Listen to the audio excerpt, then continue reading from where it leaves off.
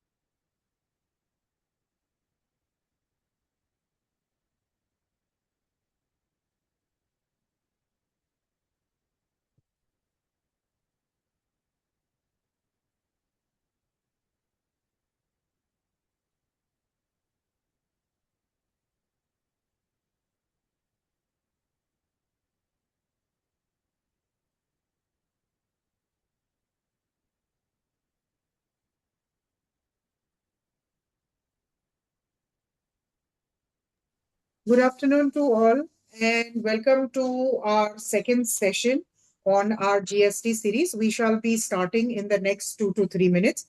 Thank you for joining us.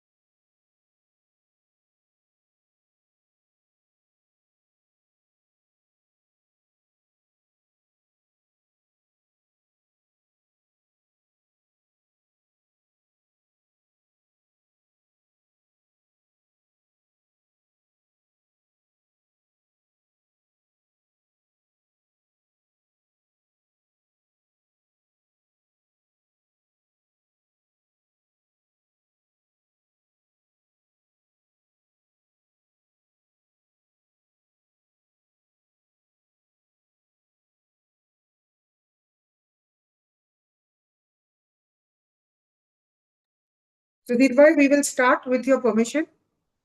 Yes, Chaitali, please start. All right. Okay. Good afternoon, ladies and gentlemen.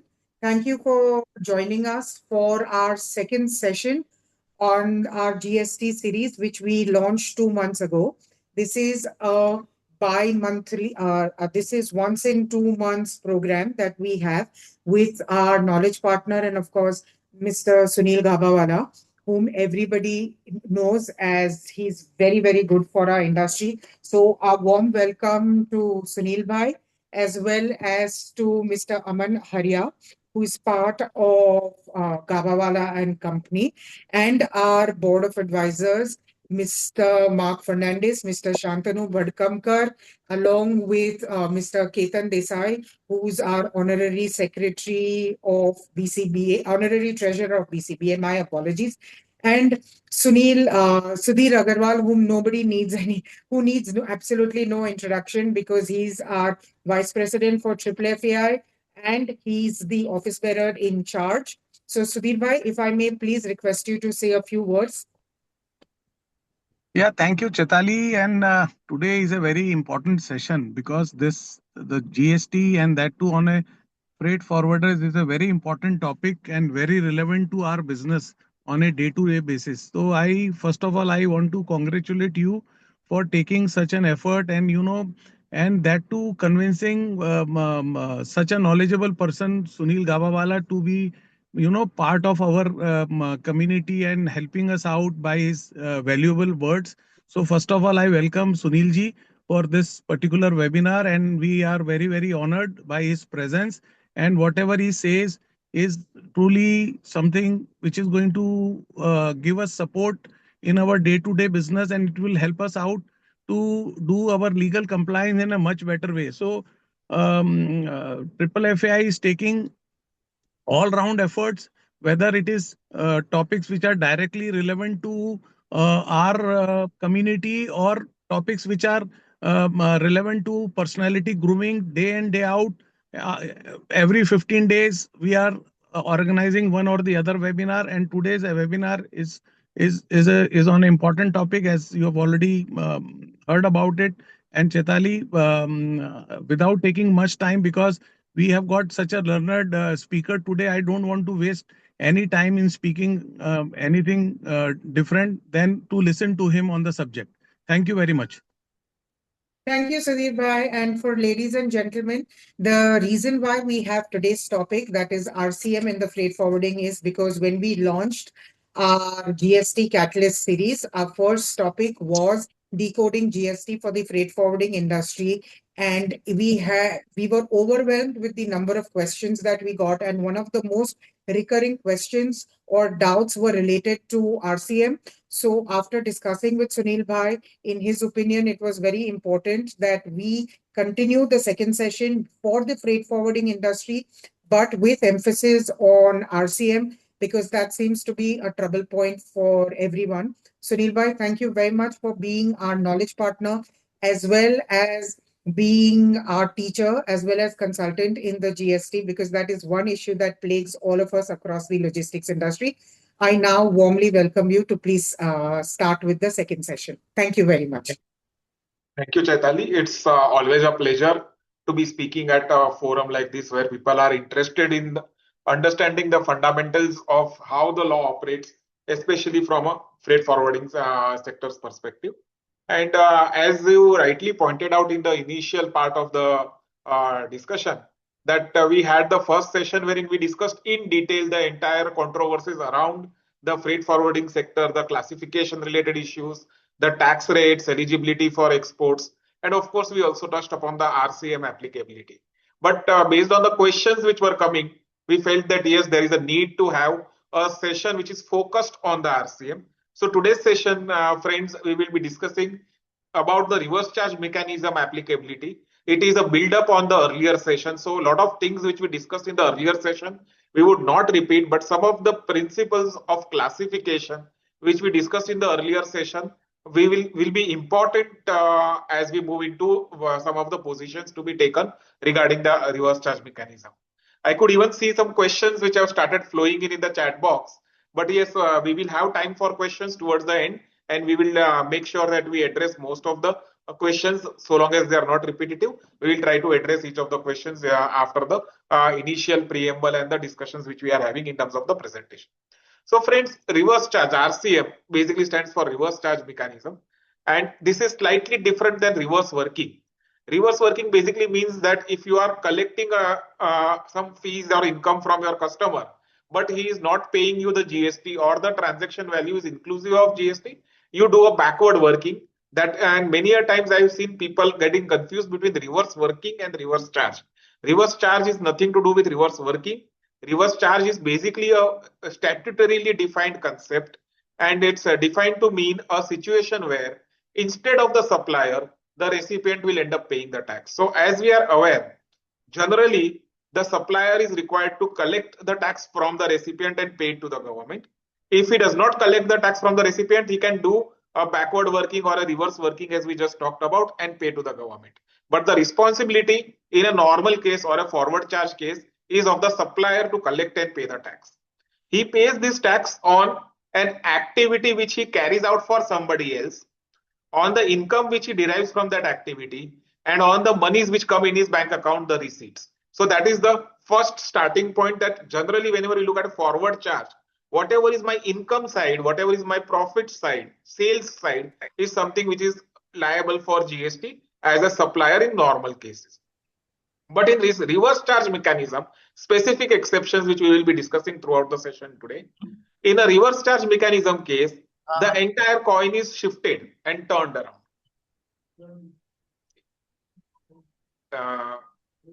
There was some noise in it. That's fine. So in the reverse charge mechanism, the entire coin is shifted. Hello. Swati, can you please have everybody muted who are on the panelists? Thank you. I've done, madam. Done. Okay. So apologies, Sunil bhai, for the No problems. No problems. I thought, is there some doubt or something? Sorry. Thank you. So in case of reverse charge mechanism, the entire mechanism is shifted, or the coin is reversed. And instead of the supplier collecting the tax from the recipient is himself expected to pay the tax to the government directly. So in that sense, the reverse charge mechanism is a tax which you examine on your expenses, on the payments that you make to third parties. I think this distinction is very important, because as we move into some of the complicated topics, sometimes when I actually deal with clients, I find that there's a lot of confusion between these fundamental parameters of what is a normal case forward charge mechanism and what is a reverse charge mechanism situation. A very simple analogy which I always keep in mind, and I would advise all of us to keep in mind, is the forward charge applies on income, reverse charge applies on expenses or payments. Now, therefore, today's session is more about the expenses and the payments which you make, and not on the incomes or the receipts which you receive. And some of the fundamental basic aspects of reverse charge mechanism which we need to bear in mind. And again, we will keep on integrating this across the entire use cases which we are going to discuss about the freight forwarding sector. The first and the foremost is that the reverse charge mechanism is not an independent levy, but it is merely a mechanism of collection. It's a convenience which the government is using because they find that it is difficult to go to a GTA or a transporter. Therefore, they say that the corporate will end up paying the tax. So it's just a shift of the mechanism, nothing beyond a independent levy. So if the tax itself is not payable, if the levy is not there, or if there is a concessional rate, that same concessional rate will mirror in the reverse charge mechanism provisions. One of the questions which is already in the chat box is about the applicability of rate or exemptions in certain types of transactions. Make no mistake, you will first analyze the transaction, you will first analyze the classification, you will analyze the rate, and once you come to an answer on the rate, then you will look at whether RCM is applicable or not. That is how the entire flow will have to go about. Yes, another facet which we need to bear in mind is that if a transaction is covered under reverse charge mechanism, it is to be paid by the recipient only. The supplier cannot in that case go ahead and collect and pay the tax. As a recipient, let us take an example of a legal service. Legal service is under reverse charge mechanism, which means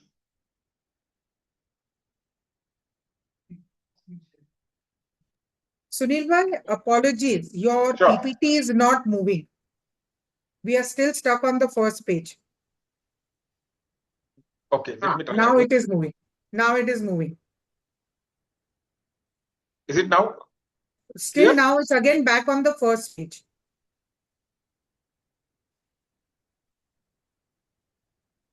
Yes, now we've come to the second page.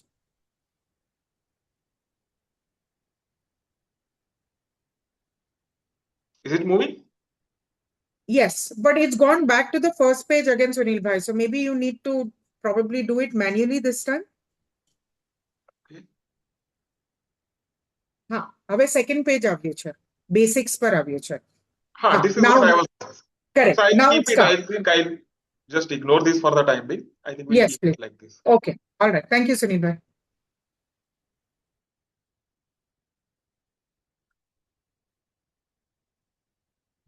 Just give me a second. No worries. Is right now it is fine or? Yes, Sunil Bhai. Right now it is, we are on the second page, you know, basics. Yes, The yes. 7 But points. yes, the 7 points exactly. Yes. So as I was highlighting, the first 2 points we have already discussed, that RCM is not an independent levy. You will have to look at the tax rate, the classification, the exemptions independently, and only thereafter look at the applicability of RCM. Once a transaction is covered under RCM, then the supplier cannot collect and pay the tax. And I was giving an example about legal services. As you are aware, services given by an advocate are covered under reverse charge mechanism. So if as a freight forwarder you are taking an advice from a lawyer and he says I will collect and pay the tax, that is not correct. It is you who have to pay the RCM. If by any chance the lawyer has collected and paid the tax, that does not mean that you will not get a notice. You would still get a notice saying that look, the transaction is liable for reverse charge mechanism, and so please pay the tax. Specifically in situations like renting, residential renting, which is now covered under RCM, this can present some complications. As we go into that table of listing, we'll touch upon some of those issues also. But as a principle, what we are saying here is that it is not an option. In some cases, the government has actually given you an option like a GTA. There is an option which has been given, either the GTA will pay the tax or the client will pay the tax, the body corporate will pay the tax, except in a couple of cases like that. In all other cases, if there is RCM, you have to be governed by RCM and pay the tax yourself as a payer of the expense or the amount. The third important point, which is an important issue from a cash flow perspective, is that even if you have lots of accumulated input tax credit with you, you cannot pay the RCM tax from your accumulated input tax credit. You have to pay the tax in cash only. Only your output taxes can be paid from ITC. RCM tax cannot be paid from ITC. Having said that, once you pay this tax, that tax itself becomes ITC because it's an expense, and therefore the moment you pay this RCM tax, it automatically is eligible for input tax credit unless you are dealing with some exempted activity, which in our case there are hardly any exemptions except the air import. There's no hardly any exemptions. So in most of the cases, you will be eligible to claim the credit once the tax has been paid. But at the point of payment, you have to first ensure that there is a cash outflow and then take the credit. So there are then specific provisions which deal with invoicing, especially if you are having a RCM related to a transaction where the supplier is unregistered. The law requires you to make a self invoice. What we have seen is in practical parlance, many a times people do not make this documentation. You need to actually amend or adapt your payment voucher slightly and convert it into what is known as a self invoice under section 31(3)(f) for each of the transactions where the supplier is unregistered and the transaction is covered by RCM. So we'll touch upon the detailed aspect about this, including a couple of circulars and how it impacts your cash flow and other things in a later slide. But again, this is just a starting point for discussion. There are special provisions which deal with when you will end up paying the RCM. The payment is typically triggered on certain timelines, which there's a detailed session which will talk about it. And once, as I said, once the tax has been paid, credit is generally available. If credit gets accumulated because you are only dealing with exports or your substantial component is exports, in that case, you can even file refund applications. And this seventh point is technically what I understand the largest pain area today, because most of the organizations today find a situation that they end up paying this RCM tax, including also the tax paid to domestic parties. And thereafter, because of the accumulation, they have to then file refund applications, and then there's a little bit of a working capital blockage which comes in because of this. So these are some of the basic parameters of RCM which we need to bear in mind. These are non-negotiable absolute truths, and therefore useful that we keep this in mind rather than make any basic errors on those aspects. So at a macro level, if a businessman wants to look at the entire scenario, typically at a macro position, reverse charge mechanism is more or less revenue neutral. Revenue neutral basically means it really does not matter whether you pay whatever you pay, you are immediately going to get it back. So it's a zero sum game. So as steps, let us say there is an expense which you pay, and I will continue to take the example of a lawyer. Let us say you paid a lawyer 10 lakh rupees, and that is a subject matter of RCM. So what the law requires is you pay in cash for the 10 lakh rupees. So 1 lakh 80,000, 18% tax on advocate legal services you pay. And moment you pay that, you will be eligible for input tax credit. So you take it into your electronic credit ledger, as we are saying it in the GST or 3B. Now, moment it comes in the electronic credit ledger, we are all aware that the ITC so claimed can be adjusted against some domestic tax. So naturally, this 10 lakhs on which you have paid 1 lakh 80,000 as the RCM and claimed as ITC, that much less output tax you will pay. Let's say on freight you have charged 10 crores as the sales. So on that 10 crores you are required to pay let's say 5 lakhs of tax, 50 lakhs of tax. So from that you will adjust this RCM ITC, and therefore you will pay the net amount only. And since all of this would happen in the same month, in a typical situation, there will be no additional cash outflow. Whatever was to be paid on the output tax gets divided into two different baskets. One is the RCM tax, which immediately becomes ITC and gets adjustable against domestic output tax. And therefore, it is essentially procedure. If you do the procedure well, there's really no impact on your business. If you don't do the procedure in time, and let's say 2-3 years down the line, the department comes back to you and raises questions, then naturally there will be interest, there will be penalties, and there will be some questions and doubts on the credits also. And therefore, it's better to do the procedures. In fact, in many cases, wherever there is a doubt, organizations prefer to err on the side of caution, because unlike an output tax, this has really no impact and it is in a way merely procedure. When I say this, I need to caveat this with one important situation, which I know is again a reasonably commonplace situation in the freight forwarding industry. And that situation is that you have substantial element of exports. And when I say exports, I'm not talking about export cargo. I'm talking about export of services. Situations where you receive money in convertible foreign exchange from foreign customers, from your foreign agents or your foreign customers, shippers or consignees. In the last session, we have discussed in detail the evolution of the export benefit and the LUT mechanism and the situations around that. So if your output is primarily from foreign clients or foreign customers, naturally you will be claiming export benefit against LUT, and therefore you will not be charging any GST on the output side. In that situation, your first two steps remain the same. You still pay for RCM in cash on the input services. You still claim ITC. And because on your output side, the tax is lower, much lesser because of the export benefit, you find that your accumulated ITC just cannot be adjusted. And in those situations, the government is clear that no, this does not become your cost. You will be eligible for refund. There are detailed provisions granting you refund under Rule 89 of the GST rules. But as we all know, whenever there is a refund to be taken back from the government, it has its own ifs and buts. There's always a slip between the cup and the lip. And this refund will take some time. There is some provisional concept of provisional refund, which you receive in 7 days, and balance refund will after assessment and review of the documentation. And all this documentation has its own timelines and transaction costs. And this is, I think, the key pain area which most of us are grappling with in the industry today. So while at a macro level, we say that RCM is revenue neutral, in case of exporters, there can be a little bit of a working capital or a cash flow issue is what we can conclude as far as this facet is concerned.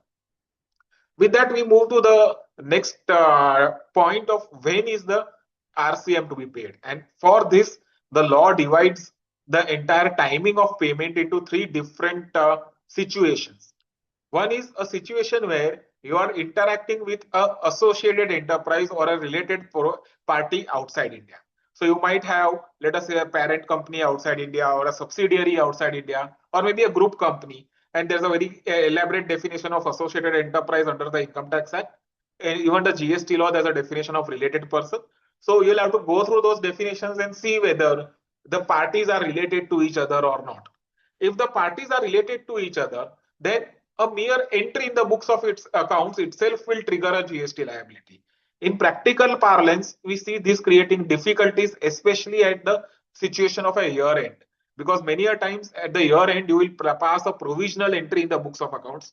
The actual amount also in many times comes much later, but because of the accounting standards and matching concept, you will pass a provisional entry in the books of accounts. If that provisional entry is for a related person, then the GST liability will trigger immediately on the date of the creation of the entry. Even though in practical parlance, you might have passed that entry back date maybe 3 or 4 months down the line at the time of finalization of account. So this is something which we have to be slightly careful about. As far as domestic customers, suppliers are concerned, we have a bifurcation between a domestic supplier who is registered. For example, you obtain a services of a GTA. That GTA is already registered under GST. If he is already registered under GST, the law expects him to raise a proper tax invoice, mentioning the tax also, but only ticking a column in the invoice which says that the tax will be paid by RCM. The invoice is also uploaded by the supplier in the GSTR1 and it comes in your GSTR2B. In these types of situations where the invoice is already documented by the supplier on the GST system and is appearing in your 2A, that invoice itself becomes the basis of your entire RCM and ITC compliances. And that invoice, you are told that within 60 days you make the payment, then the date of payment, and if you don't make the payment within 60 days, then the 60th day from the invoice is the date on which the time of supply triggers and you are required to pay the GST. Effectively, it says that if you pay the registered supplier within 60 days, you can pay the tax on the date of payment. If you don't pay him within 60 days of the invoice, then you still have to pay the tax on the 60th day. It's as simplistic as that. Now, as far as non-registered suppliers are concerned, because that person himself is not under the GST system, there's no mechanism for that document to come into the system. And therefore, the law requires you as a recipient to create a document which is known as a self-invoice. This was the invoice which I was referring to earlier. Section 31(3)(f) says that in case of reverse charge mechanism, if the transaction is with a non-registered supplier, on the date of the transaction, you will create a self-invoice. Make no mistake, this invoice is different than the invoice given by a supplier. Let us say a lawyer who is naturally not registered because he does not have any taxable activity. He raises an invoice on you. That invoice or debit note or a statement of claim has no meaning for the purposes of GST. What the law expects is you have received a service from a lawyer, you prepare a document which is known as a self-invoice, mentioning all the details and the tax component, and you prepare this invoice within 30 days of the date you received the service. And on the date you create the invoice, you pay the GST. Of course, if you have paid monies earlier, then advance, then on the date of advance, you have to pay GST. So this is a basic disconnect in the timing of supply and the invoicing requirement as far as GST is concerned on the RC. Now, having understood these fundamentals, we now go to the specific situations which require reverse charge mechanism. And couple of points here. There is a notification called notification 13, which deals with specific list of items on which RCM is required. This is a domestic notification. So this will apply to situations where you are making domestic payments. And in that case, RCM is triggered only in the case of the list which is mentioned therein. For foreign remittances, there is a blanket provision under notification 10, which talks about import of service. Now, please note the basic difference. For foreign remittances, all remittances subject to the POS rules, which we will discuss, will be liable for RCM. But for domestic, it is only the specific cases which are listed in notification 13 will be liable for RCM. There is no general RCM provision for procurement from unregistered domestic person. So if you are procuring some services from an unregistered freight supplier, not GTA, in that case, there is no question of RCM. So accordingly, you will have to look at, for domestic, you will have to look at the table, and for foreign, you will have to look at the place of supply. This is the thumb rule which you will keep in mind to decide the applicability of RCM. So let's spend 10 minutes on the domestic RCM, and then straight away we'll go into the key part, which is the foreign RCM. So on the domestic RCM, this has been implemented by most of the organizations, but there are a few developments here. And again, at times, if there are some slip-ups, we can quickly rebrush them. So a long list, but I think the 7, 8 which are more commonly applicable to organizations are listed here. The first, of course, is the classic case of RCM, which is the Goods Transport Agency. We are aware that Goods Transport Agency is defined to be person who transports goods by road and issues a consignment note. Naturally, as freight forwarders, we don't directly provide GTA services, but many of us might procure GTA services at the procurement level. Now, in those situations, if there's a consignment note and you are the primary procurer of the GTA services and not your customer, in that case, there is an RCM trigger point basis the consignment note and the tagging which is done in the consignment note. Of course, any person who is a supplier as a GTA, providing the consignment note and providing services by transport of goods by road will be covered under this. As far as the recipient status is concerned, any registered person, and there's a long laundry list of items, but technically all registered persons are governed by reverse charge mechanism. In GTA, as I was highlighting in the initial part, there is an important option which is given to the GTA. If the GTA chooses to bill under forward charge mechanism, he can file an annual declaration at the start of the year. And then if a declaration is filed, he can collect GST from the customer. If he has not filed that declaration, then the default provision is RCM, and the person who is paying the freight is required to pay the GST as far as GTA is concerned. Legal services we already discussed a couple of times. Any business entity paying to an advocate or a senior advocate or a law firm for legal services or even an arbitral tribunal, all of that is a subject matter of reverse charge mechanism. If you are a company or a partnership firm, please note this third provision is not applicable to a proprietary concern. It applies only to a body corporate or a partnership firm. And if you are making any payment towards a sponsorship of an event, let us say some sports event or some conference, there's a sponsorship payment which you are doing as a body corporate, and you are making a payment to a trust or a non-body corporate, then RCM for sponsorship triggers. The next two are slightly interesting and recent also. So we'll spend a couple of minutes on the next two RCM situations. The first one is a situation where you are procuring any residential property on rent. Now this, please note, is very commonplace. Many organizations have guest houses which are taken on rent. If they have multiple branches, they might at times provide employee accommodation or housing, which again they might procure on rent. Many large organizations from a direct tax perspective might take a property on rent and allot it to a director for staying. In all these cases, if there is a residential property which is taken on rent by a GST registered person, then on the rent paid for the residential property, there is RCM. Please make no mistake, in this situation, whether the landlord is registered or not, it does not matter. Even if the landlord is registered, he is not expected to collect the tax. It is you as a payer of rent for residential property who will end up paying the RCM. Now, when it comes to non-residential property like offices, godowns, warehouses, etc., renting of non-residential property, the RCM is slightly specific and restricted. It applies only if the landlord or the supplier is unregistered. So if there is a registered warehouse, they will collect GST and forward charge from you. But if you procure a warehouse rent service from an unregistered person, then you have to pay GST under RCM.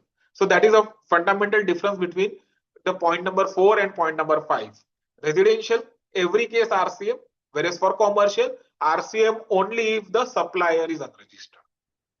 The next one is director services, and here we need to classify the directors into two roles. One is his role as an employee. Many directors work as employees of companies and they are under an employment contract. the remuneration paid to the directors in those cases is TDS is deducted under section 192 as salary. In that case, naturally, there is no applicability of GST, so RCM does not apply. But if he is an independent director getting sitting fees, or he is taking professional services and is not classified himself as an employee of the company, in that case, those director sitting fees is a subject matter of reverse charge mechanism. The director doesn't end up paying the GST, it is the company who will pay the GST under RCM. In case of security services, again, you'll find a little bit of a difference here. In case of a security services, if you obtain security services from a non-body corporate, then there is RCM. This applies to all registered persons. But when it comes to rent-a-cab, the situation is you should be corporate and the rent-a-cab operator should be non-corporate. In that case, RCM is applicable. So these are the specific situations. Of course, there are many more, but these are the general use cases where you will find in a freight forwarding industry, where you will find that these are the cases of RCM becoming applicable. Now we move to the main part of our discussion, which is relating to the import of services. And as I was highlighting in the earlier slide, for import of services, any payments would typically attract RCM because there is no tabulation or no listing.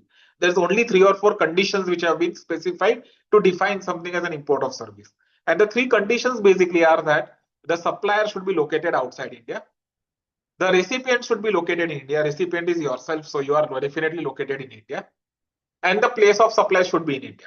Now, when you say the supplier outside India and the recipient in India, it means that you will make the payment for the expense through foreign remittances or netting of inward flows. So typically there's a forex involved in all these transactions, in either by way of outflow or a reduction in your inflow.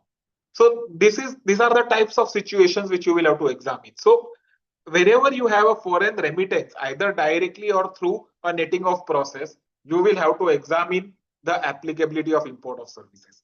The first 2 conditions are simplistic. The third condition is what this session is all about. And the third condition, as you know, it says is that the place of supply should be in India. And that takes us to the fundamental question that how do you define the place of supply? And when do you say the place of supply is in India? The answer to this is simple. Section 13, the general rule which we discussed even in the context of exports, specifically states that generally the place of supply will be the location of the recipient. Like in case of exports, freights, what do we say? Look, my customer is located in USA and therefore I am eligible for export benefit. Here, it's a reverse situation because you are talking about a payment. So the recipient or the customer is yourself, the supplier is abroad and you are in India. Therefore, generally there will be a reverse charge mechanism triggered. But having said that there's generally reverse charge mechanism triggered, there are specific exceptions. And those exceptions are important. And of course, over a period of time, there have been changes in those exceptions as well. And we'll discuss them in the next couple of slides. So this flow of typical freight forwarding model, all of us are aware. I'll not again bother you through the entire thing. But as we are all aware, we typically divide our incomes as well as expenses, the core business expenses, not the overheads, into 3 broad baskets. One is the freight, which can either be a sea freight or an air freight. There is something called as charges. Origin charge and destination charge is what we typically use. But for the RCM perspective, we will use the word Indian charges and overseas charges. So right now we are concerned with overseas charges because if it's an Indian charge, clearly it's paid in India and RCM does not apply. It's the supplier who will collect from you. So we are looking at overseas charges here. And finally, there is something called as a marketing service or somebody who gets a commission or a profit share, different nomenclatures which are used, where somebody gets business for you or procures a procurement for you. So these are the 3 broad classifications. And in our earlier session, we have discussed in detail the way in which the law has developed, how it has flown, the tax rates, the HSN classifications, all of that. But just for quick understanding, we are aware that sea freight attracts 5%, air freight attracts 18%. And when we say air freight attracts 18%, please understand that 18% is applicable for all cargo other than air import up to the first customs clearance point, which is exempted. Then you have overseas charges, all the other local charges, which are at 18% in all cases. And then marketing and other services also will be 18%. The industry uses phrases like profit share between agents, and we'll have detailed examples with dealing with that aspect.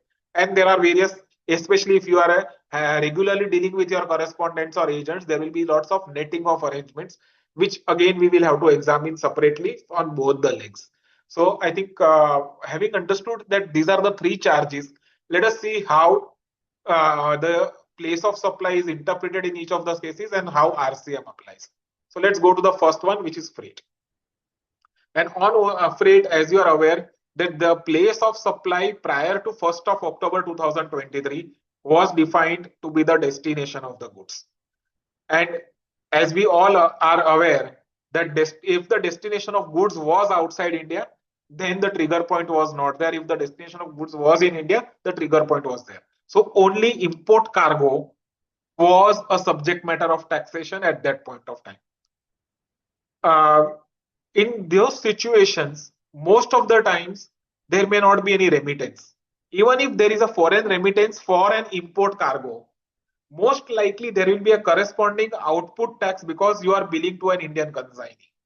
So therefore, prior to 1st October 2023, the industry generally did not face this RCM as a big issue. The limited RCM which was paid on the import cargo was sufficient to offset, there was sufficient domestic tax to offset that tax, and therefore there was no accumulation, no refunds, especially on the freight front.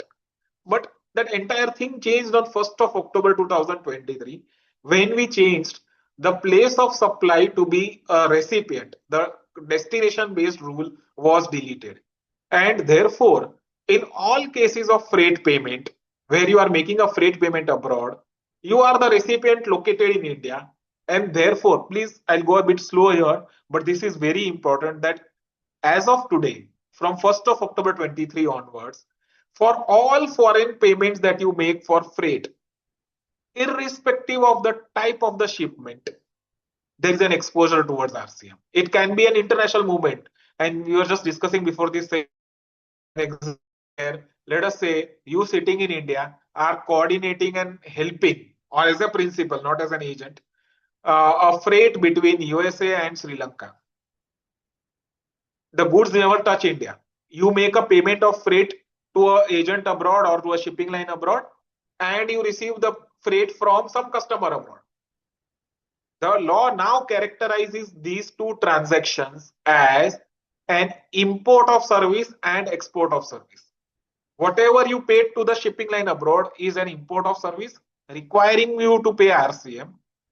It's another thing that because customer is abroad, you will then raise an invoice as an export with LUT and not charge GST. And therefore, the import input tax will be eligible to you as a refund. So all international movements, in many cases, there can be transshipments, all those situations which initially were safeguarded because the destination was outside India are now within the RCM trap. As I started, I said RCM is not really a tax, it's only a cash flow or a revenue neutral situation at a macro level. But the fact is that if you have this type of a business, which is a predominant business, you will end up with a huge check being going out of your bank account every month.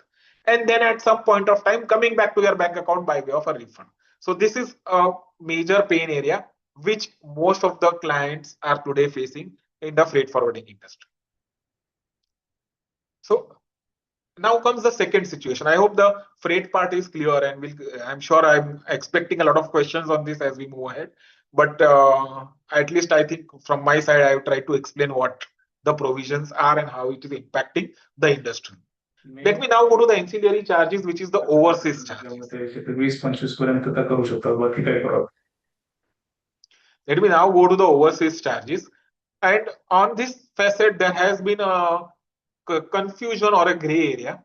A possible view, which we also believe to a large extent, is a place of supply exception, which says that if there's a service in respect of goods which are required to be made physically available, The place of supply will be the place where the goods are available or where the performance is carried out. Now, typically, when you look at these charges are like loading, unloading charges, handling charges, etc. Typically, you need to have the goods to perform those activities. And therefore, a possible view is to say that if these activities are happening abroad, then the place of supply is abroad, and therefore I will not pay RCM. But please note that you cannot pick and choose. If we take a position that this is falling under the so-called section 13.3 dealing with the requirement of goods being available, then for the Indian domestic charges, the handling charges, if you are billing to foreign customers, they become liable and then you don't get export benefits. Now, this was one view which was canvassing around, and somewhere in 2023, around the time when the transportation service got amended, the freight service got amended, there was a clarification from CBEC that incidental activities also form a part of the freight itself. And then MTOI also towed that line. And therefore, today the current industry practice is that based on the MTOI advisory, the industry has clearly taken a position that these charges are incidental to freight, and therefore, while I will charge 18% instead of 5, I would still follow the place of supply and other things as per the freight. And therefore, the industry treats the place of supply for other charges as recipient only. It does not, as of today, charge GST for domestic charges billed to foreign customers and treats it as export.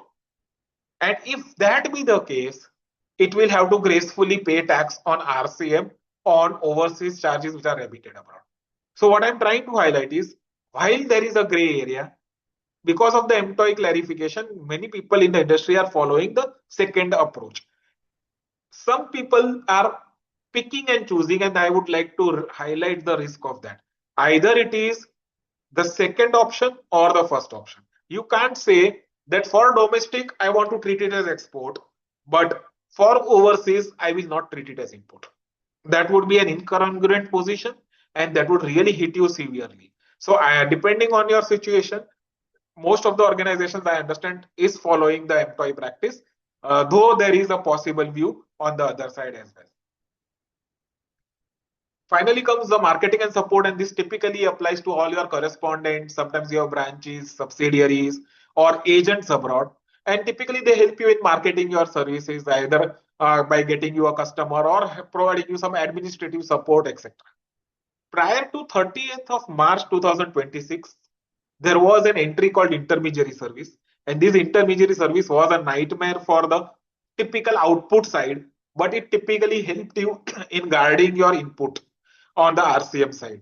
And therefore, you could have taken a position that if my agent is located outside India and he's providing me a procurement and a service for which I'm giving him a commission by whatever name called, in that situation, there is no liability for RCM. And that was a position which many organizations were taking. It was slightly debatable because a lot of it would depend on the contractual terms, whether he is really an agent or whether he is a principal. And we've seen a lot of debates on that front. And I would like to caution you that one, till now the GST has been recently formed, and one decision which has come up is on Dow Chemicals. And in that decision, various procurement related services, the tribunal has held that they are not intermediary and they are liable for RCM. So prior to 30th March 2026, while many people have not paid and it could be defended, there's going to be some element of litigation on that front. But effective from 30th March 2026, the budget has amended the provisions and the intermediary definition has been dropped. Once that definition has been dropped, what it means is that this falls under the place of supply as a recipient, and therefore all remittances become liable for RCM from 30th of March 2026 with corresponding input tax credit and refunds. So if you really look at it, while at different points of times there were different tax positions applicable, as of today, if you look at it, for each of the three transactions which we talked about, the answers are simplistic. As far as freight is concerned, if you make a foreign payment for a freight, RCM is applicable. If you talk about overseas charges, if you look at the employee classification and the clarification, clearly RCM is applicable. As far as marketing and support services is concerned, from April 26 onwards, foreign remittances RCM is applicable. If you make a sum and substance of all of these, what you will ultimately transpire to is that all payments that you make abroad towards your business relationships. I'm not talking about general taking part in exhibitions or staying in a hotel abroad, but your main core business, whatever, let it be freight, let it be marketing service, or let it be other charges. All of them are a subject matter of GST. Of course, the rates will differ. As far as freight is concerned, sea freight is 5%, air freight is 18%. Import cargo clearance up to the customs clearance in India, air is exempted. That all those things we will have to respect. As far as overseas charges and marketing services are concerned, they would all be liable for 18%.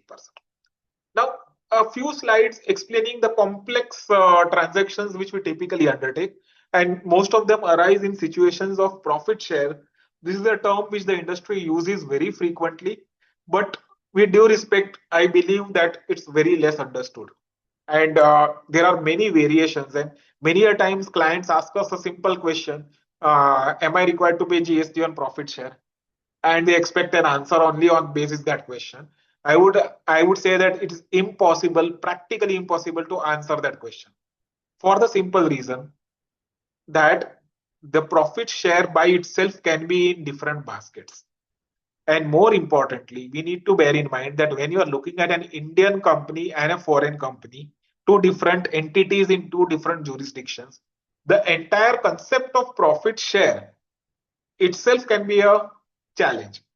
Please don't make no mistake. You might say that he's my partner there, or he's my correspondent there, but you are not a partnership. The FEMA regulations govern how partnerships are formed between two entities in two different countries. You have not complied with that. You have not treated it as an AOP. You have not created a private limited company where both the parties are partners or shareholders. So while you are going to say it's a profit sharing arrangement, and when it comes to legal interpretation, it will ultimately be A and B are independent parties, and either A is providing some service to B or B is providing some service to A. And the mechanics of profit sharing, the manner in which it is being calculated, is just a mechanism to compensate for the service given by A to B or B to A. And that is where I think the entire GST implications will also have to be analyzed in that perspective. So what I've tried to do is I've tried to take 3 examples, and all of them are slightly simplistic examples with some basic standard facts. So in each of these facts, there are two parties, let's say overseas agent A and an Indian freight forwarder B. There's a shipping line, there's a customer. The freight is procured from the shipping line at 100 and it is sold to the customer at 150. I know some of you will shout that these are not the live examples, but I'm just taking some numerical examples. So there's a profit of 50 rupees in the transaction, and the arrangement, business arrangement, is that 20 rupees will be kept by A, foreign overseas agent, and 30 rupees will be kept by B, the Indian freight forwarder. Now, various situations could arise, and basis the situations, our GST implications will change, and we'll discuss them one by one. But these basic fundamentals will keep the same, so that we are understanding the entire concept in a bit more detail. So the first example we are taking is that the Indian freight forwarder purchases freight from the shipping line for 100. So the shipping line bill is in the name of the Indian freight forwarder, wherein there's 100 rupees of freight charge. Naturally, 5% GST is there. Indian freight forwarder claims input credit. He bills to the Indian customer 150 rupees of freight. Again, charges 7.5 rupees of GST. Up to here, life is simple. Now, because of the business commitment, the Indian freight forwarder pays 20 rupees of profit share to the overseas agent. Now, this 20 rupees is nothing but a commission which is given to the overseas agent for a marketing service or a facilitation service given by the agent to the Indian company. And therefore, this will trigger RCM at the rate of 18%. So in this example, this profit share of 20 rupees will be liable for RCM at 18% 3.6. That 3.6 will be available as a credit to the Indian freight forwarder, and it will go in the value addition chain in the normal pattern. So this is the first example of a profit share. We move to the second example where we change the facts slightly. Numbers remain the same, but in this example, the overseas agent is paying to the shipping line. He pays a freight of 100. The customer is billed by the Indian company. So the Indian company raises a bill of 150 on the customer. Now this 50 rupees between these two gets shared, 20 to the overseas agent and 30 for the Indian freight forwarder. So typically what will happen is the Indian freight forwarder, out of the 150 which he gets, he will give 100 towards the freight and 20 towards the profit share. So in this situation, we are looking only at the Indian leg. In the Indian leg, we have two transactions, freight of 150 and freight of 100 plus profit share of 20. So 150, he'll collect 7.5 rupees GST, no problems on that. On the freight of 100, naturally there will be a 5% GST. The question which comes is what happens to the profit share in this situation?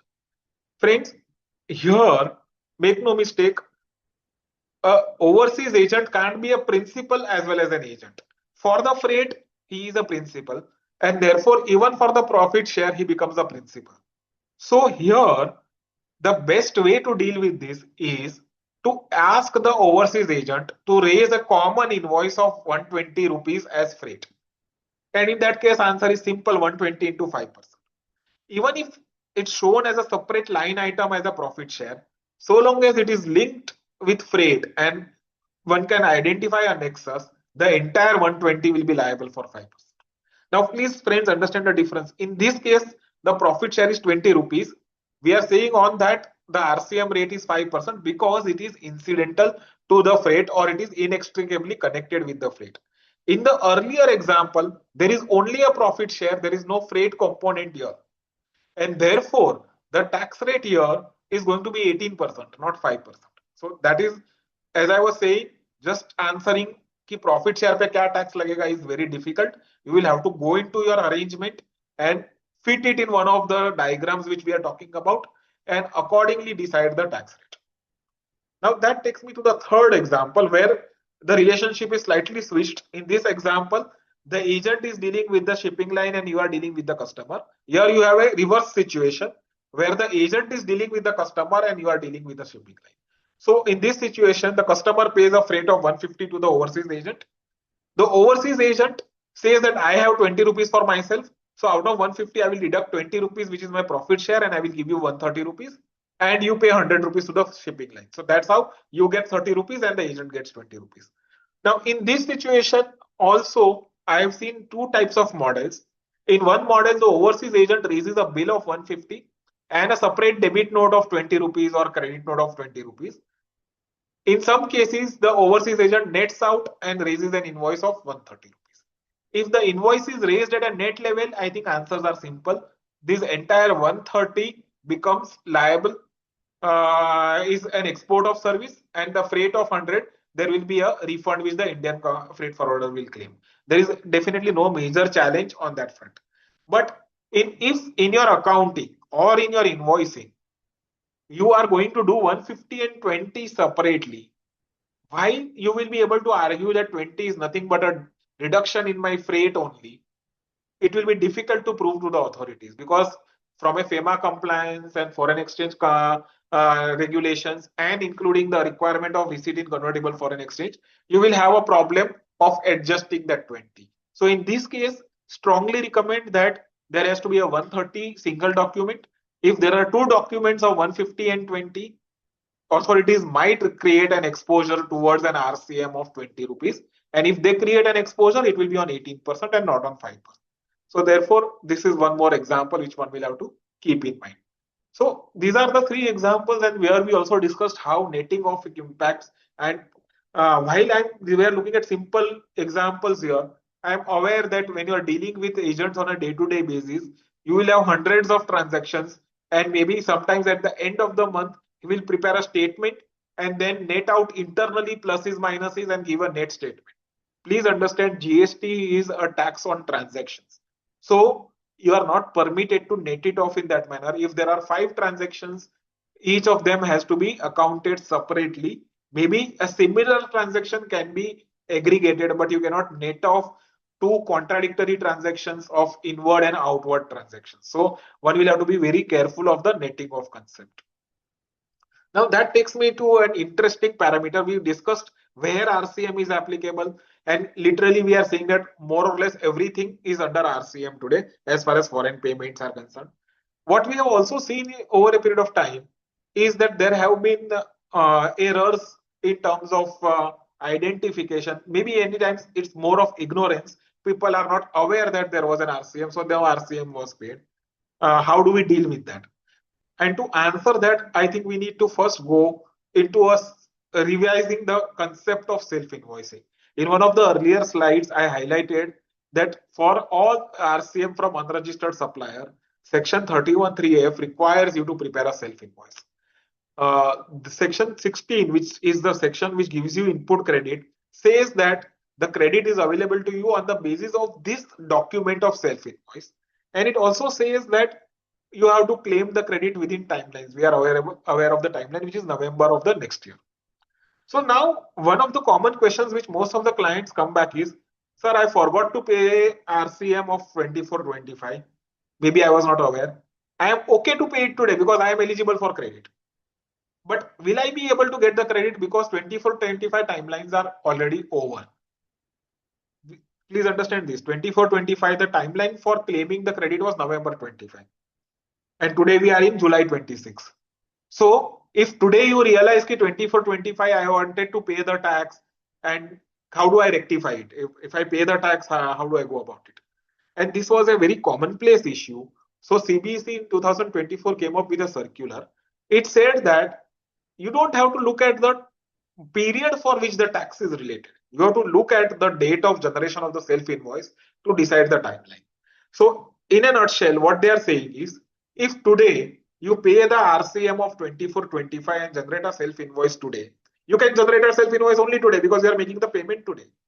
They are saying the date of self-invoice, which is today's date, July 26, will be the date on the basis of which the timeline will be decided, which means 26-27 में आप credit ले सकते हो up to November 27.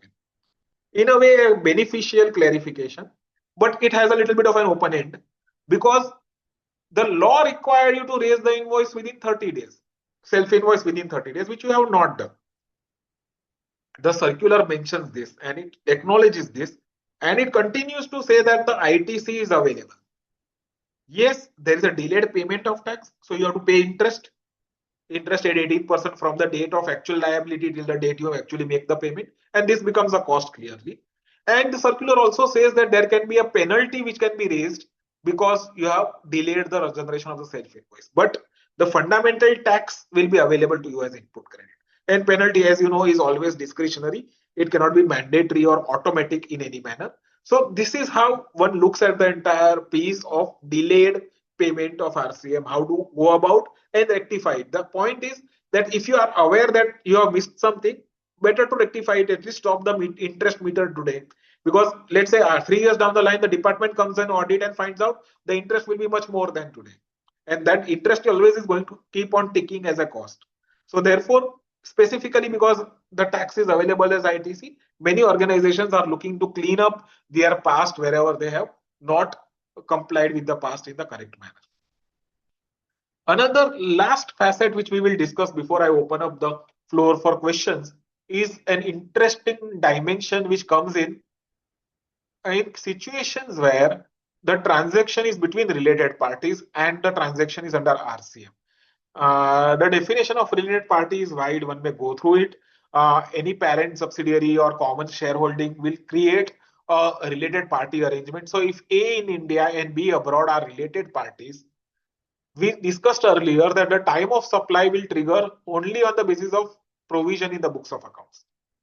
Up to that, it's fine. But there's an interesting analysis which comes from valuation. And the default rule is that in related parties, the transaction value is not important. The amount which exchanges hands, the basic invoice value is not important. What is important is the open market value, or what in international tax we talk about as transfer pricing value. Similarly, here under Rule 28, there is a definition of open market value. And what it says is between related parties, the transaction should always be at an open market value. This could by itself be have become a complication in itself. But because of the subjectivity which this can result in, the law has provided a proviso or a carve out or an exception, which is in a way relief through a proviso to Rule 28. What that proviso says is that if the recipient is eligible for full input tax credit, if A and B are related parties, A provides service to B and B is eligible for full input tax credit, it means whatever A charges is a plus and a minus game. Therefore, this proviso says that in this case, we don't want unnecessary controversies. Whatever is the mentioned value in the invoice will be acceptable and the officers will not question that value. This is the proviso to Rule 28. Now, in some other context, including situations of shipping lines which had means the larger shipping lines which had steamer agents in India or offices in India, there was a huge inquiry and all of us are aware about the reported cases around that front. So in 2024, as a benefit, a circular was issued. And that circular says that to interpret this rule, when you say value in invoice will be acceptable, in case of RCM cases, which invoice will we consider? Make no mistake, in the initial part we discussed that for unregistered RCM, there is one document of the supplier, which may be an invoice or a commercial invoice or a debit note or a credit note. But despite that, section 31(3)(f) requires you to prepare a self-invoice. So there are, in those cases, two documents, a supplier's invoice or a document and your own document, which is a self-invoice. And if there are these two documents, which document becomes important is the question. And Circular 210 says that for unregistered RCM cases, the self-invoice is the basis. So if you have made a document and that shows some value, the proviso to Rule 28 means that that value will not be questioned. In fact, in case of branch transactions, the circular goes ahead and says that if you have not made a self-invoice, then a zero value will be taken into account. And that is where I think the entire situation comes in. The way the circular has clarified this situation presents somewhere a illogical opportunity. I would again highlight it's an illogical, but it's still an opportunity to say that, look, I have a subsidiary abroad. I am making a remittance for a freight, but that remittance I make for a freight is not the basis. The basis is the self-invoice. And I will prepare though I have made a payment of 1 crore rupees, I will make a self-invoice of 10 rupees only. And I will pay GST on 10 rupees. You cannot question me on the value of 10 rupees. And friends, this type of a situation has already been litigated in the writ petition and in the Delhi High Court, the Metal One Corporation's case, the Delhi High Court has upheld this position. It said that yes, the circular appears to be giving away too much of benefit than what ideally it should have given. But so long as the circular is there, person can use it. To some extent, depending on the type of the organization, one may look at whether this can resolve the procedural pain of paying RCM and then subsequently claiming refund. So I think with that small basic note, I would like to end my talk on this forum. And maybe now over to you, Chaitali. If there are questions, we can take it. Thank you, Sunil Bhai. Very, very interesting. We've had a record audience and it's absolutely phenomenal. Yes, we actually have a couple of questions. In fact, people have got multiple questions in one. So with your permission, Mr. Sachin Narkar was the first one to put in all these questions. If there is no actual revenue loss to the government because the transaction is revenue neutral, is it justified to impose a penalty merely for non-declaration of RCM? And he's got another sub-question to this. Can we use this ground for GST scrutiny, and also can you help us get more judgments or CBIC circular regarding that? So, as I said, penalties are always discretionary, and being revenue neutral is one of the important grounds to defend the imposition of penalties. At ground level, things are difficult, but at higher forums, definitely revenue neutrality is taken into account while imposing penalties. The question does not ask about it, but I would like to re-emphasize there is no discretion on interest. Interest will have to be paid mandatorily. Penalty will be litigative. Ground level people may not give most of them, but you will have to fight it depending on your bona fide and your revenue neutrality grounds. You can argue it out. Thank you very much. He has a second question. Basically, he just wants to confirm. I know you've already clarified this and spoken about it in this session. Is that please confirm whether the below RCM rates are correct or not? Ocean freight imports 5% IGST under RCM.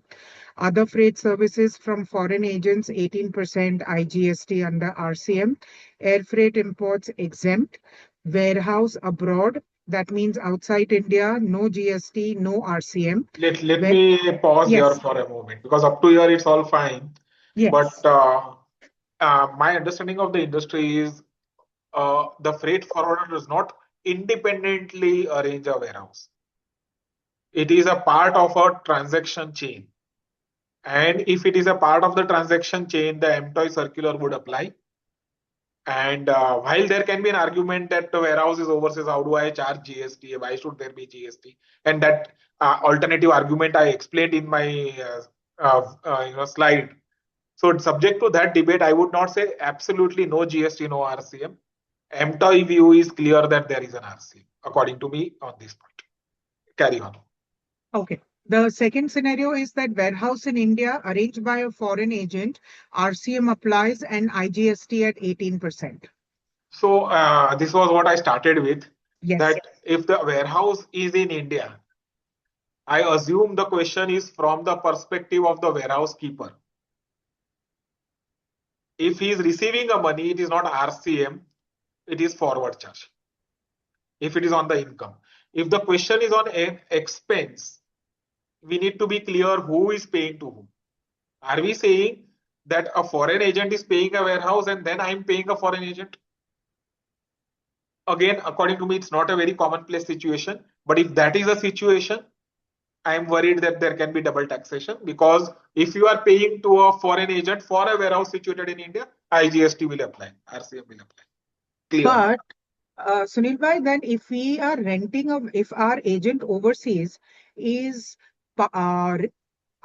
renting a warehouse or is giving us their warehouse to store our clients' goods for maybe 5 days or 7 days. But that will be abroad, no? That will be the Yes, first one. correct. That Earlier is one. abroad. So then in that case, there is no GST or no RCM. No, so that Now, was what I said. That is where the debate is. yes. Okay. Now, piggybacking on that, before I come to the last two of Sachin's points, is Neelam Mishra's question that when we are taking services from warehousing and from an unregistered dealer, is RCM applicable? If the services are from a domestic party, RCM is not applicable. Okay. ठीक है. I All assume right. the question is from a domestic perspective. Neelam, if you are still in, can you please clarify that what do you mean by an unregistered dealer? So then we can have this clarified in real time. Coming back to Sachin's last 2 points, destination charges abroad, no GST or RCM, and destination charges in India, RCM applies and IGST at 18%. No, so that is where I think what I highlighted is slightly very different, not slightly different. Today we treat destination charges as equivalent to freight, though the rate is different, 5 and 18. Despite that, it is treated as incidental to freight. So if you are saying destination charges abroad, you need to not look at the origin destination, you have to look at the customer. Are we talking of a situation where I am collecting from a foreigner, or am I collecting or am I paying to a foreigner? That is the question which you have to ask. So the destination charges abroad, if I understand in my limited capacity, is that today when we are doing DDU or DDP shipments for overseas agents in India, we are not charging them GST, but we are going. So I presume that is what he's talking about. That if no, I guess in this particular case, he must be referring to See, destination exactly. This charges. is where the challenge comes. Okay, so Sachin, you will have to come back. If you can just clarify, what do you mean I by think the destination simple point charges you abroad? need to keep in mind is, and Yes. all of this was important, and I understand the industry itself divides these into different models. But my first slide, wherein I did two arrows, please, for RCM perspective, please understand this entire thing from whether you are as a GST taxpayer, are you paying or are you receiving money? Look at your bank account. Are you making a payment or are you receiving a payment? If you are making a payment and that payment is going abroad, let it be freight, let it be overseas, let it be destination, let it be origin, all of that will be liable. I hope I'm clear. Okay, sorry. So one last question on this is one clarification is that when we are uh, giving shipments overseas and they are charging us for door delivery charges or for DDU or DDP charges, then in that case, the no GST RCM rule will apply because that will be part of the destination charges abroad, but we are still paying the overseas agent from India for services that they have performed abroad. So then you have to pay RCM on that. Okay. Acha. ठीक है. Sachin, we still wait for your clarification, so please do come back to us. Mr. Himanshu Joshi, when a transporter bills transport charges along with additional charges like vehicle detention, loading, unloading, receipted payment, and parking charges, is RCM payable on such additional charges also? Yes, all of them become a part of the value of taxable supply. Everything becomes liable for GST. Okay, Mr. Joshi has a second question. What are the consequences if we have paid RCM on GTA but have not done any self-invoicing in the system? I would believe that you please go ahead and do it right away. Consequences theoretically can be extreme, but what we have practically seen is that people do not invoke the penalty provisions. There is a general penalty provision of 20,000 which can be attracted. 20,000 might look small, but some funny officer can come back and say each instance is a separate violation, and then you have a multiplier effect. So all of that can be defended at some point of time. But a simple answer is if you have not done it, it doesn't take a lot of effort. Put it in an Excel chart. Today you have so many AI tools. Generating an invoice is not difficult. Please How do it. many how many months should they do it for, presuming that Every they real never? time, real time. So they can go back 6 months, 8 months? They can department can come back 5 years. Okay, all right. See, as it Miss is, you Ar have paid the tax. If you have paid the tax, you have some register in Excel available with you. So all the information is there. It's just putting it in a particular template and getting it in your AI done. Okay, thank you.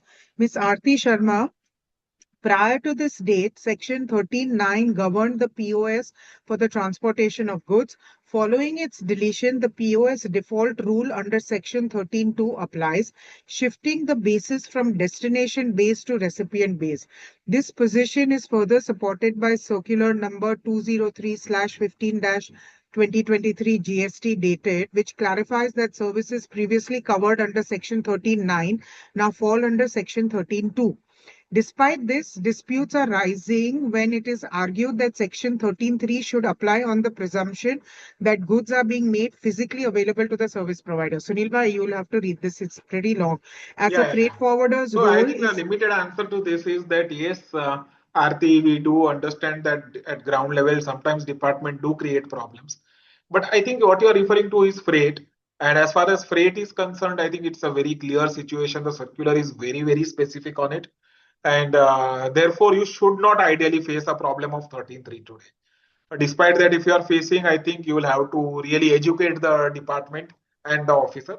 Only thing which I can tell you is there is a case law under the service tax law called Affinity Logistics, if I'm not mistaken, which addresses this very specific issue.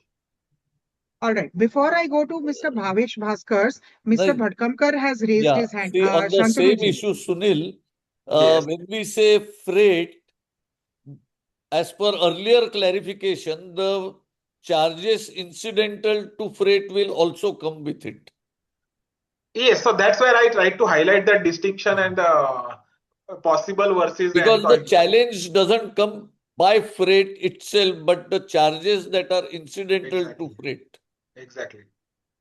But see, the problem, of course, in employee, we had a long discussion on this, but I think it's a position which has been taken and it may be slightly out of context. The only small issue which comes up is the industry itself says that the tax rates are different. If you say the tax rates are different, the logic is that they are not similar supplies. But when it comes to place of supply, section 13.3 versus 13.2, we want to say they are similar supplies. So there is an internal contradiction in the positions, but this has been brainstormed and debated. Even in the last session, we discussed that employee thing in detail. So right now, my entire answer is basis the employee advisor. Thank you, Sunil bhai. Next is Mr. Bhavesh Bhaskar. As per the discussion, one second, sorry. Yes, as per the discussion we just had, RCM is applicable on any foreign payment made to overseas party for any services received, whether they are export or import. Secondly, ocean freight charges are liable to 5% and other charges. Third, profit share is liable to RCM at 18%. He just wants you to say yes. He's just So one and reiterating two what is you have right. said. 1 and 2 is right. Profit share, you'll have to look at the variation which I just explained in my chart. Correct. Profit Fair share enough. could be 5 or 18 depending on whether it is incidental to freight or attached to freight or not. Okay. He also has that in case of net off, overseas principal invoice has to be considered separately for RCM. Yes. All right. And one last question from him is what about the other No, incidental same. charges? Same question. So it's done and sorted. No, I have Miss a input and comment on the profit share word. Sunil, one of the biggest problem we have created for ourselves is use of word profit share. I It is agree with both you. Totally. colloquialism and a misnomer. It is neither profit nor it is a profit share. Strictly, it is a handling charge based on the freight difference or the whatever difference. And you have in the first part clarified it is not a joint venture. Had we had a joint venture agreement or any legal agreement, it's different. What most of us have is a mutual agency agreement where we are agent of each other depending on the transaction. So this word profit share is creating a problem. Maybe you can comment on it or we can discuss No, I on. totally agree with what you are highlighting, Shantanu. Honestly, especially in large organized players, wherever I have gone and questioned about profit share or discussed profit share, it has gone into a type of a tsunami type of a discussion. Because in most of the cases, even the business operators in the organizations don't really know all situations of profit share. I have just depicted 2 or 3 simplistic examples. There are live examples wherein there is a freight, there is a incidental charges, there's a cross subsidy between the two. Sometimes there's a negative freight. Different types of situations are coming in, and uh, uh, what most of the people do is they put everything under a single basket profit share. So I think this is one area which is to a large extent a touch me not. We can keep on talking and talking and talking. There can be n number of situations here. And there is a open secret in this industry. Neither the person who negotiates freight and offers it to other gives the net freight, nor the person who sells actually gives the real selling freight. Yes, Both of them there have are undisclosed markup. margins. So profit word is really a very loose term, But it's so completely colloquially misused. used, you will not find a single freight forwarder not using it, especially in the trans country environment. I have not come across a single freight forwarder who has not used this term. No, I might stand corrected. we have stopped this way back in 2000 when income tax started conducting survey that this is not profit. On TDS and many Yeah. aspects, they started conducting freight difference was one of it. So, and it is not a freight profit share, it's a loose term, a colloquial term, a misnomer. So I think a forum like this, maybe you can also share your experiences to the group so that, you know, as I see it, it's a tsunami. So you need to really realign that. Maybe we can have another session on this. Miss Ranjubala, you'll have to be a little more clear on what do you mean when you say that if you are a CHA and you're making freight payment to a forwarder who's based abroad, then either are you acting on behalf of that freight forwarder in India, so are you working as a freight forwarder, or are you appointed by the freight forwarder to handle their DDU, DDP shipments, and then we'll be able to answer your question. Mr. Bhavesh Bhaskar has one more thing. What about damage and detention charges? Will RCM be applicable on Same, that? same Same thing. Mr. Sachin, Sunil Bhai has already clarified the doubts clarified regarding destination charges and destination charges in India. What about pure agent? How are these treated from the RCM's perspective? So, Bhavesh, I understand as far as the freight forwarder is concerned, there is no pure agent activity. The pure agent will come in a custom house agent. And I think both are very different baskets by themselves. I know that there are agents, companies which will act both as a CHA as well as a freight forwarder. Many of them will have separate firms. Some of them might do it in the same basket also. But when we are looking at freight forwarding industry, let me start with a precaution to say that in my view, as a freight forwarder role, there is no pure agent concept at all. The whole concept of a freight forwarder is you are a principal and not an agent. And that's where all our debates in the service tax and the GST, all of them have been colloquially been handled. If you are a custom house agent, and I'm not sure, maybe if he can unmute himself and say whether his query is from a freight forwarding perspective or a custom house agent perspective.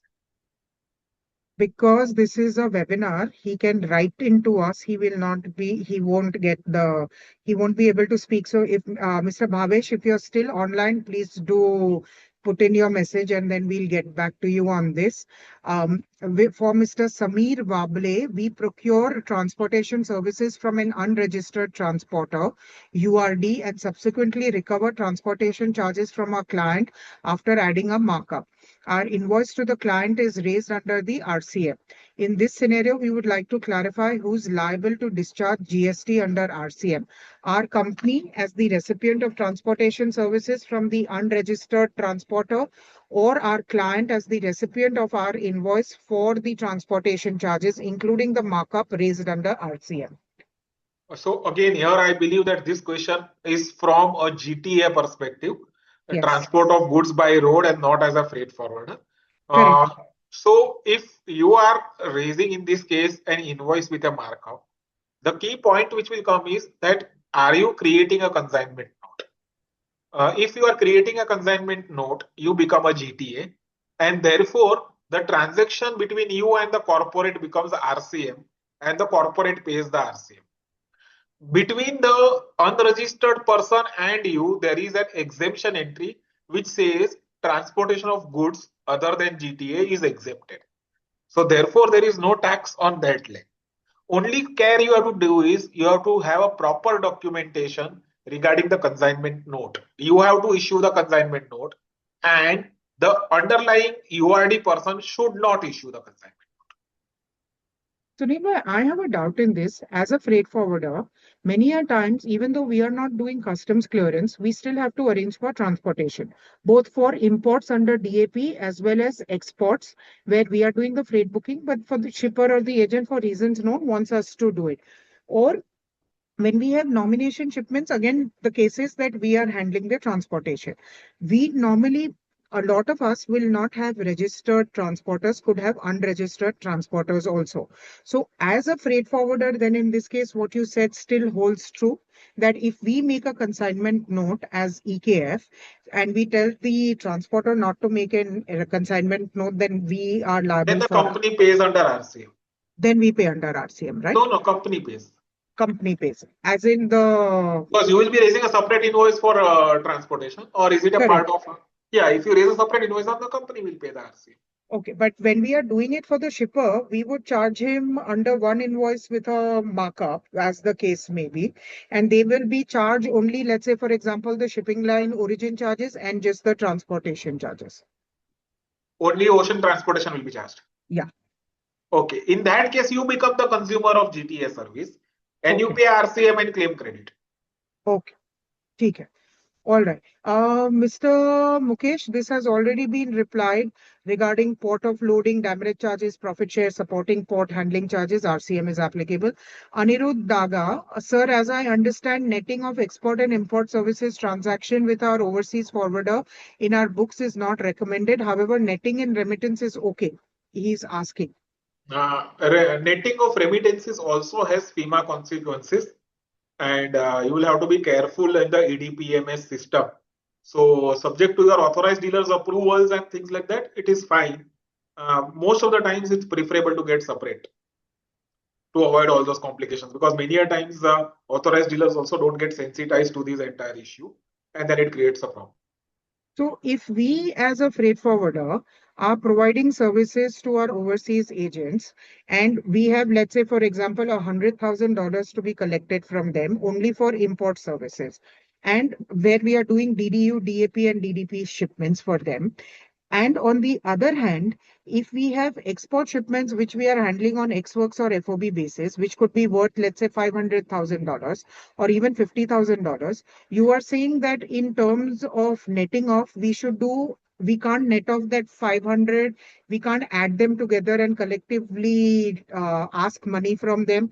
And if they are doing shipments for us where the amount is, let's say, for example, $200,000. No, so if you are adding to services which you are giving, that is grossing, that is not netting. Okay. What I think the question tries to say is, I have exported freight, and I'll keep it slightly simple. I have exported freight for which I am to receive 1 lakh rupees.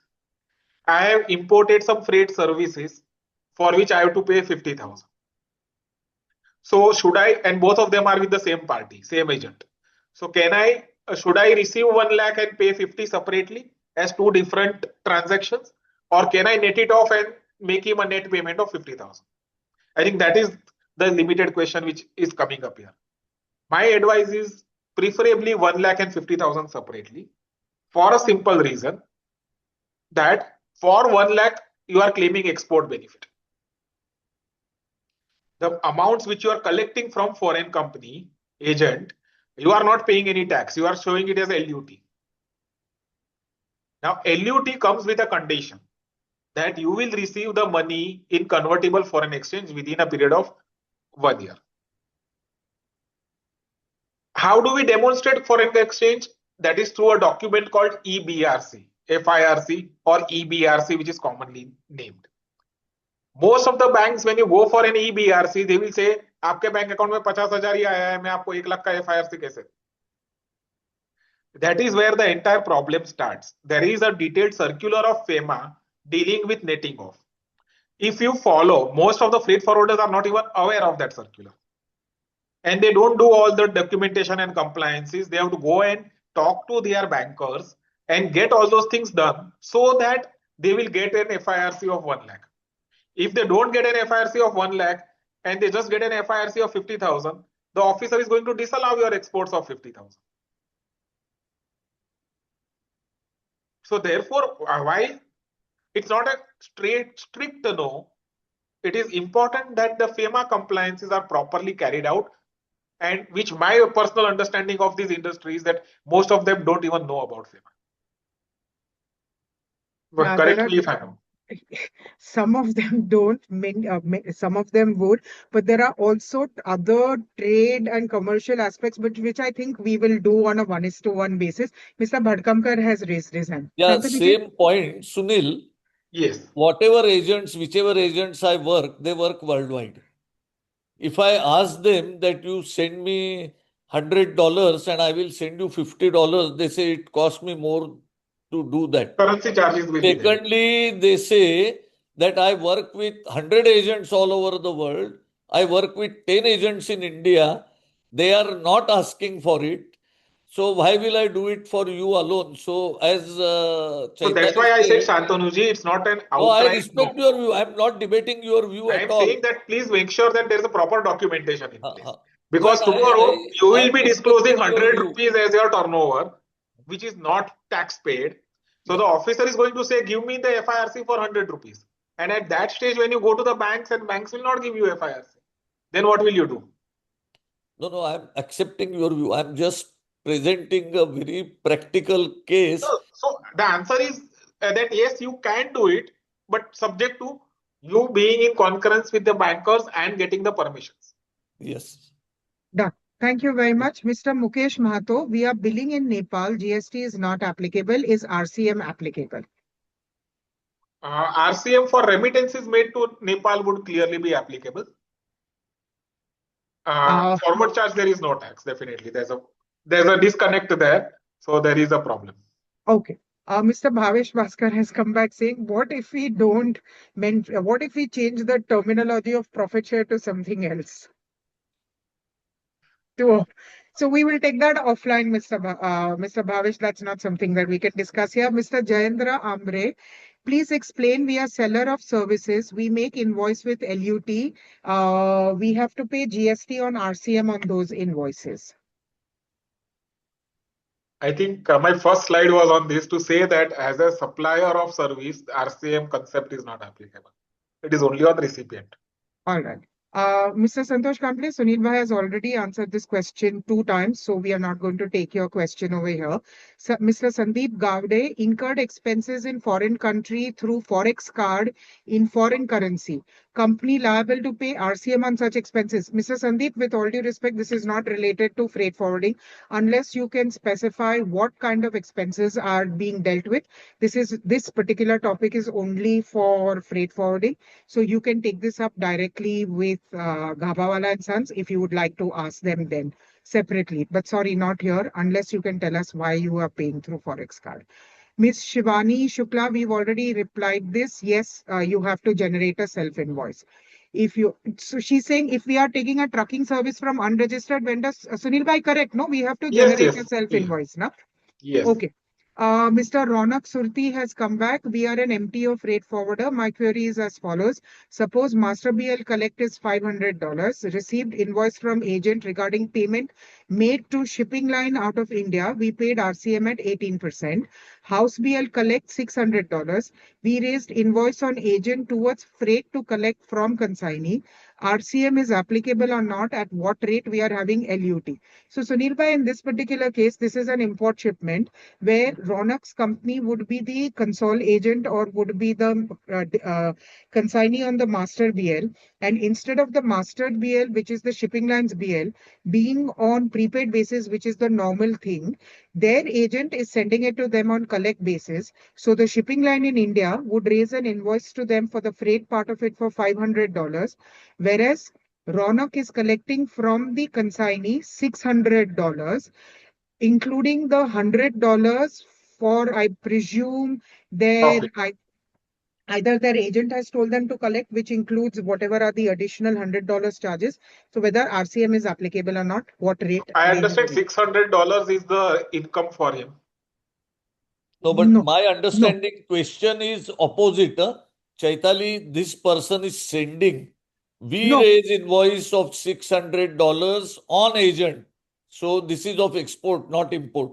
No, Mr. Bhatkamkar, the first one says that we have received invoice from agent regarding payment made to carrier. Okay, so So it maybe. is collect consignment and he is raising on the agent. So this is the export shipment. Okay, fair enough. I stand corrected. So if this is the case, then this would be an export from India on a charges collect So basis. I think on the 18% on $500 remitted abroad, I think that's very clear. Coming to $600, I understand he is raising an invoice on a consignee. So it is his income, first thing. It is his gross sales or gross revenue. If that be the case, the next question is whether the consignee from whom he is collecting, is he in India or abroad? I assume he is abroad. If he is abroad, then clearly it's an export against LUT. If he is in India, then you will collect and pay the tax. Okay. Okay, coming back to Ranju Bala's question, they are acting as a CHA, in which case they have made freight payment to the forwarder who's located abroad, and he's asking whether he should be paying RCM and at which rate. So, as a CHA, he must have been appointed as by the overseas agent only to handle the customs clearance in India. I mean, as a scenario, if we have to discuss this, so he will be entitled to pay RCM. No, so from where he is appointed by an Indian company as a CHA or a foreign company? No, as a foreign company, as a CHA to do the import clearance on behalf of the foreign company and deliver the goods to the consignee in India. Okay, so something like a DDP shipment. Yes, correct. Okay. So in this case, he is going to recover the payments from the foreign company. Correct. So for that, it will be an export. His recovery will be an export. And on the payments which he is making abroad, he will have to pay under RCM and claim refunds. Okay. Mr. Satish Pillai, this has already been confirmed that GST is not applicable on air freight, but GST on ocean freight is at 5%. Mr. Manjunath is asking, is RCM applicable on overseas remittance made for air import freight charges? So this I would think be discussed, na? Air import for first customs clearance is exempt. Balance everything is taxable.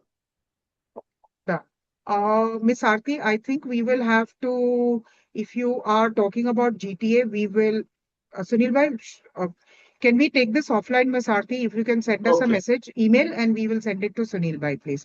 Thank you very much because it's long. Anirudh is asking for details of the FEMA circular, Sunil bhai. So you may just Google out there. You will find that Okay, there is something fair on enough. meeting of proceeds. There is a detailed guideline of it. Okay, Anirudh, maybe your CA will also be able to help you or your thing. Okay, there are a lot of questions which are now coming over here in the chat box. I'm not sure how many we are going to be able to take, but for those, we will try and do maximum which is possible. Okay, Sunil bhai, there is Royal Forwarders had mentioned during your presentation that they wanted you to repeat point number 4 related to residential property to any unregistered. Is it possible, or should we do this in the last? No, I think we can take it up slightly different from the general subject, so it will reduce the clutter also. Yes. So basically, what has happened is earlier residential rent was exempted from GST, but a few years back they said that if the landlord gives a residential property on rent to a business entity, a GST registered person, then we want to tax it, and the tax will be paid by the recipient under RCM. So what it practically means is if you are taking any residential property in a company on rent. Now, some common examples are you might take a guest house for your employees. Many a times for the perquisites planning, directors stay in a rented premises and the rent is paid by the company. Because it gives a tax advantage to the director and the company. So in those situations, if the company is paying a rent, which is in the nature of a residential rent, then RCM has to be paid on it. That was the point which we are trying to explain. Okay. Miss Pavitra has a question. How to claim excess RCM available in the RCM credit ledger?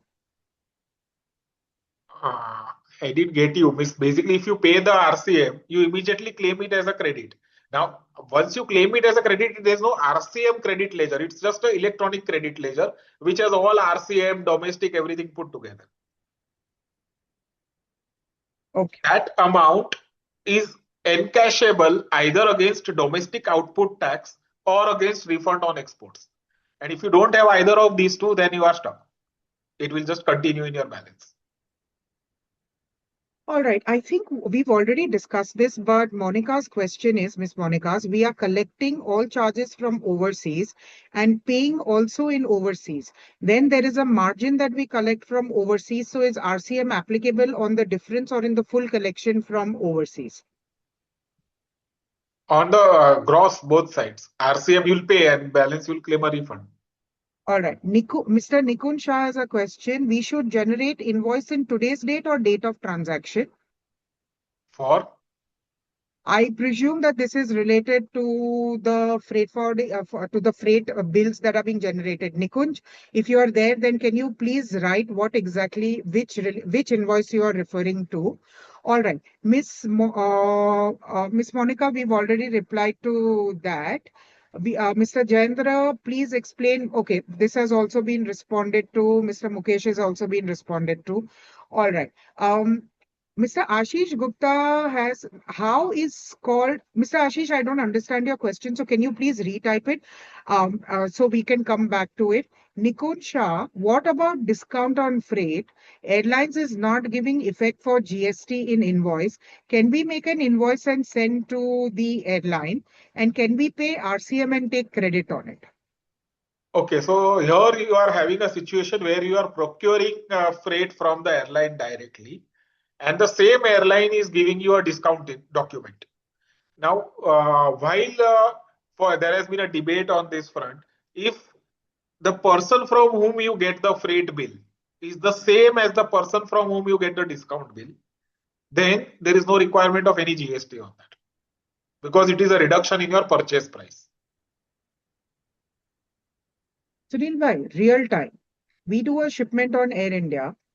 And the rate given to us is 80 rupees. If Air India bills us at 80 rupees also, then that is one scenario. They give us a rate at the invoice shows 500 rupees as the tariff rate is 500 rupees.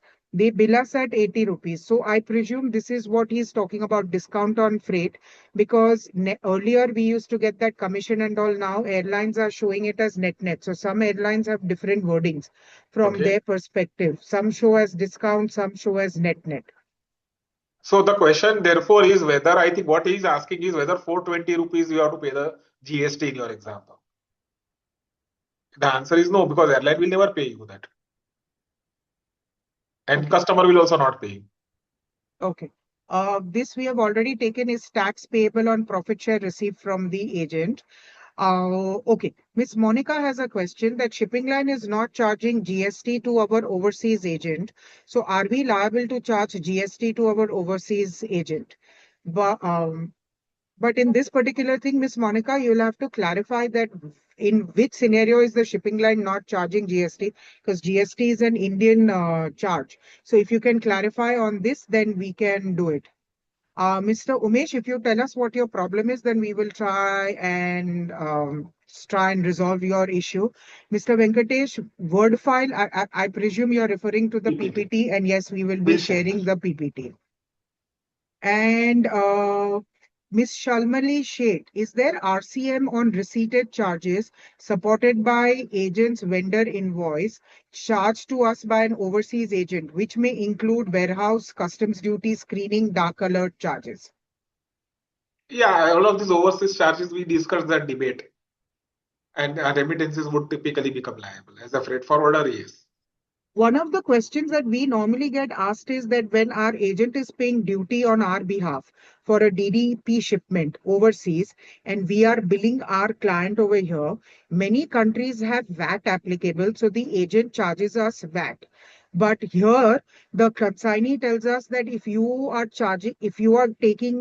going to bill us the VAT that the overseas agent has charged you, then in that case, you should not charge us the GST on it. No, so that VAT is a separate law of that country. For you, Okay. the service value is the gross value. All right. Okay. I think then we Chaitali, pretty there much. is a major point on this issue. Yes. As I know, in Europe, when the person, means our agent over there, charges VAT to a customer, he can get input tax credit. Whereas if they charge us, then it is a pure cost. So all foreign agents always explain that structure in your transaction, that VAT, European VAT in particular, is charged to the importer who is entitled for input tax credit. He charges us. We are not entitled for any input tax credit and it will be a pure cost. So that will make us costlier. Okay. It's about Shankar.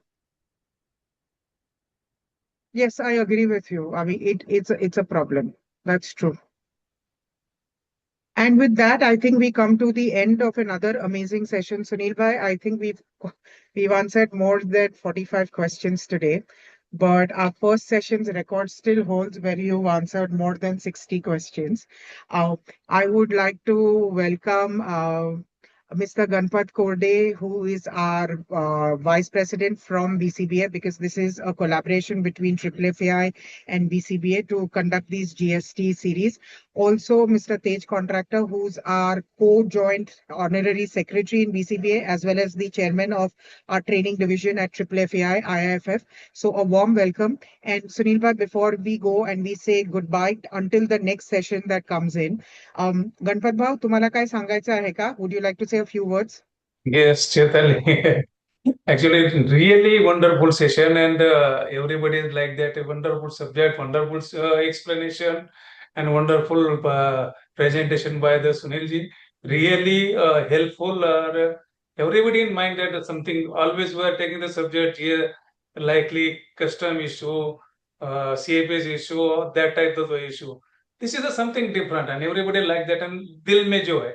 That is that type of the subject, and really explained, well explained, and question more than 45 questions. It is a really means what you think about the what is mind in our peoples. So thank you, Sunilji. Thank you, Chetalji. Always rock. Thank you very much for wonderful sessions. Thank you, Ganpat Bhau. Thank you. Ketan Bhai, would you like to say a few words before we officially close? All right. I think we've just got, Sunil Bhai, everybody has thanked you from the bottom of their heart. They've said thank you very much for the clarifications, wonderful session, all of that. Anirudh has one last question, Sunil Bhai. If the airline bills us, this is related to what I asked you. If the airline bills us 100 rupees as tariff, 20 rupees as discount, and deducts TDS on 20 rupees, which is on the discount which they are showing, to safeguard ourselves, can we pay RCM on 20 rupees and become safe? So if you pay, there's no harm in paying. If you pay, it's not RCM, it is reverse working. Okay. It's the same thing which we discussed earlier. You are treating yourself as a commission agent rather than a discounting. You are saying this 20 rupees, even though it is fair as a discount, is actually commission. And on commission, I am providing a service to the airline. And for that service, I will pay tax by doing 20 into 18 divided by 118. All right. That, Thank if you want to do that, there's no problem. I mean, it's always safer. Thank you, Sunil Bhai. And to all of you, especially Ms. Aarti, if you can either email BCBA or FFI with your question, I promise you I will send it across to Sudhir Bhai and I have him go through it and come back with a response. Thank you all. Shantanu, would you like to say a few words before we officially close off with the session? Well, thanks everyone for joining. Thanks, Sunil Bhai, Chaitali. I think if there is one existential issue for me, it is GST. It is not business, it is not account receivable, it is not income tax, but GST is an existential issue. So, Sunil Bhai, we expect lot more such sessions so that we survive. Oh, thank you. It's a pleasure. Thank you, Sudhir Bhai. Okay. Thank you. Thank you. Sunil Bhai, thank you very much. And all ladies and gentlemen, if your questions are not answered due to paucity of time and Sunil Bhai's busy schedule, we request you to please send us an email either at BCBA or FFI and we will try and get them get a response from Sunil Bhai. We guarantee that. Thank you very much, Sunil Bhai, for yet another wonderful session. We will come back to you in 2 months' time. Today, now we are in July, so our next session would be in September. Till then, thank you very much. And please do keep coming online for the other FFI as well as BCBA courses and webinars that we are conducting. Thank you very much. Sunil Bhai, thank you very much. Thank you. Deep gratitude to you. Thank you. Bye-bye, everyone. See you all.